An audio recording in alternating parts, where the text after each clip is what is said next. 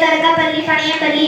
உங்கள் அனைவருக்கும் இனிய குடியரசு தின நல்வாழ்த்துக்கள். குடியரசு தினம் இந்தியாவில் ஒவ்வொரு ஆண்டும் ஜனவரி 26ஆம் தேதி கொண்டாடப்பட்டு வருகிறது. குடியரசு தினம் ஒரு தேசிய திருவிழா ஆகும். குடியரசு என்றால் மக்களாட்சி என்று பொருள். இந்திய அரசியல் அமைப்பு சட்ட செயலகத்திற்கு வந்த நாள் தான் குடியரசு தினமாகும். குடியரசு தினம் அன்று தலைநகர் டெல்லியில் குடியரசுத் தலைவர் மூவண்ண கொடியை ஏற்றுவார். விழாவில் முப்படைகளும் தங்கள் சாகசங்களை செய்து காட்டும்.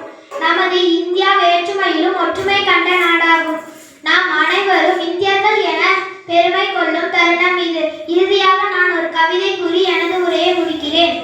தியாகத்தின் கொடி பறக்கிறது, தலைவர்களின் வீரம் தெரிகிறது, நம் நாட்டின் வளம் புரிகிறது, பாரத தாயின் கருணை நம் நாட்டில் இல்லை வறுமை, எல்லாமே இங்கு செழுமை, இயற்கையின் வளம் அருமை, இந்தியா என்பது இனிமை, ஒற்றுமை என்பது உண்மை, இதுவே இந்தியா நாட்டின் பெருமை. சுதந்திரத்தை வாங்கி தந்த தியாகிகளையும் வீரர்களையும் இந்த நன்னாளில் போற்றிடுவோம். மூவர்ண கொடியை ஏற்றி முதல் வணக்கம் செலுத்துவோம். மீண்டும் அனைவருக்கும் இனிய குடியரசு தின நல்வாழ்த்துக்கள். நன்றி, வணக்கம்.